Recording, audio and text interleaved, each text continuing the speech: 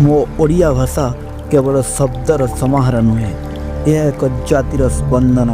आम ओडिया भाषा जहाँ शास्त्रीयतार मर्यादार मंडित आउ कोटि कोटि ओडिया भावना जीवित। किंतु आपन जानती कि यही मीठा भाषा को दिने निश्चिन्न करदेवाई किपरि चक्रांत चली।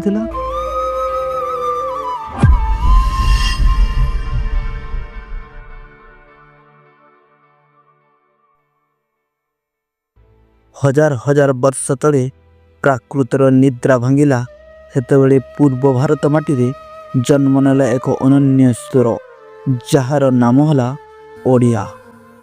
ओडिया भाषार इतिहास 1000 कि 2000 वर्षर नुहे, यह अति प्राचीन।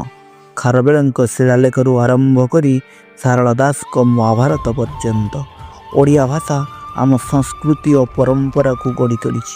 महाप्रभु जगन्नाथ भजन हो किंबा जयदेव गीत गोविंद ओडिया सप्त झंकार रे आकाश पाताल एक होइछि।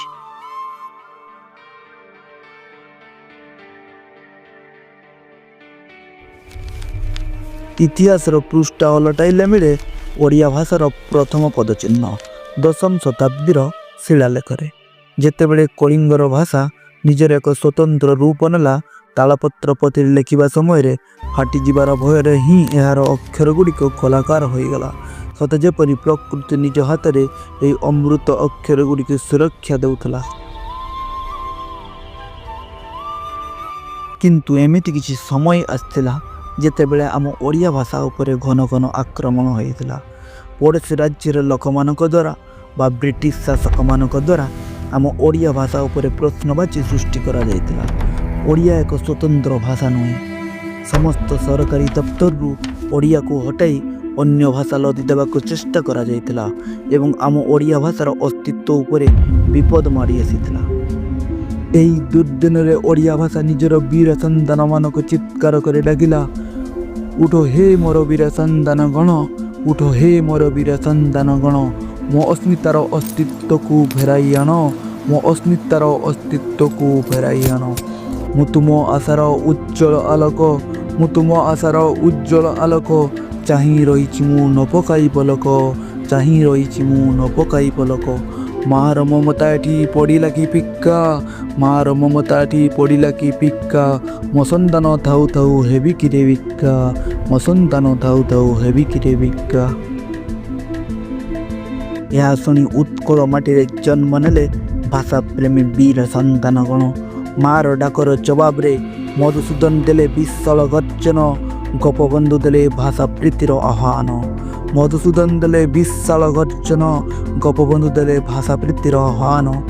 कलम मुनरे रक्षा कवच साजिले फकीर मोहन, कलम मुनरे रक्षा कवच साजिले फकीर मोहन। यह केवल भाषार लड़ाई नथिला, यह थिला अस्मितार महासंग्राम, अस्मितार महासंग्राम। सेही वीर मानकर बलिदानर फलस्वरूप जन्म नेला उत्कल सम्मिलनी एवं 1936 मसीहा एप्रिल मास 1 तारिख रे सृष्टि हला भाषा भित्तिरे स्वतंत्र राज्य उत्कल बा आजिर ओडिशा। एबे एही भाषा केवल बंची नहीं, यह 2014 मसीहार भारतर 6ठ शास्त्रीय भाषा भाव स्वीकृत पाई सारी। हे मोर प्रिय बंधुगण, आम ओडिया भाषार इतिहास रक्तर बलिदान रे लेखा जाइछि। जो भाषा अग्नि परीक्षा दे बाहरी ता केबे भी मौड़ब नहीं।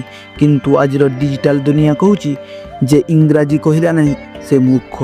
किंतु एतिकी मन रख, मते दुनिया कहले कहू मूर्ख, मु केबे निज मातृभाषार चलांजलि दे पारिबिनी। मु ओडिया, मु केबे मो माँ को तल को खसाई पारिबिनी। मो भाषा को तले पकाइबा को चक्रांत चली। जोटी देखिबो इंग्राजी छाप मो माँ को कष्ट देवारे लगी। जे शिक्षित बोली निज भाषार प्रयोग करूनी तापाई से स्वभाव कवि गंगाधर मेहरंकर गोटे पंक्ति, मातृभाषा मातृभूमि रे ममता चाहृदे जनमी नहीं, ताकू जदि ज्ञानी गणरे गणिबा अज्ञान रहिबे कहीं, अज्ञान रहिबे कहीं। आज थरे निजको प्रश्न करिबा, मो भाषा पाई मु केते सचेतन। हे मोर प्रिय ओडिया संतान गण, आज आस शपथ नेबा, ओडिया रे कहिबा, ओडिया होई कर्प करिबा।